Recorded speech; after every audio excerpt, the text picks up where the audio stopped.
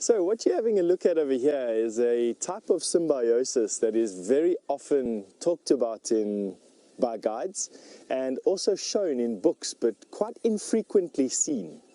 And the reason is it's because it's very seasonal, and we are lucky enough to be able to show this with you.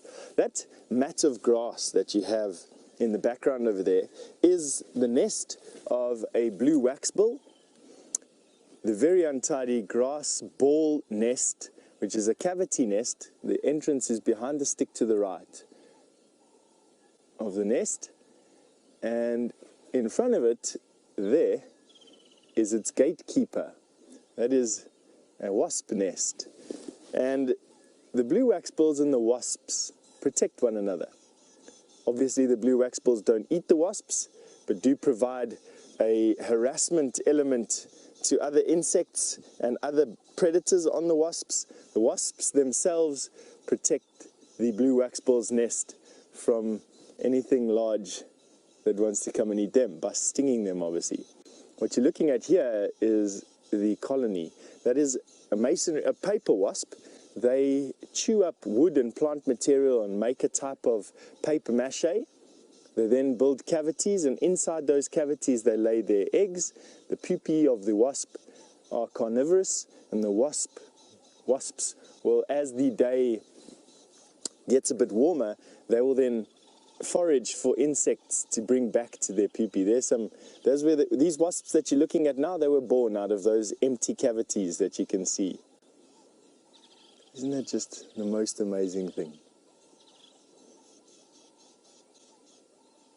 There's the empty cavities. All the wasps you're looking at now came out of those cavities, and as you go further down, they'll be tending their larvae that is inside the cavities,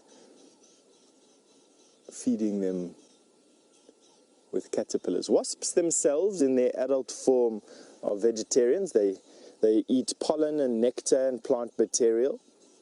Then they do harvest living things though, and form quite a beneficial pest controlling unit. But there you go, that lovely double shot of a blue waxbill's nest, and it's, as far as we know, it is probably, which symbiosis? That's actually a topic of discussion. I see it as a type of commensalism where both species benefit from the partnership or the relationship with one another. Some do view it as a type of mutualism, which is where only one party benefits, but the other party neither benefits nor is harmed by the relationship or by the partnership. I don't know. I suppose I could pitch it at you and you can decide. Why don't we have a discussion and we see, how many answers come into our final control about what you think it is. So you hardly ever find these two types of species apart from one another when they're nesting. It's the blue waxbill and this particular species of wasp. The wasps will build their nests at the entrance to the blue waxbill nest. They do not sting the blue waxbill. Not that I've seen, at least, anyway. And the blue waxbill doesn't eat the wasps. The blue waxbills are seed eaters, so they don't eat the wasps, but they each benefit one another.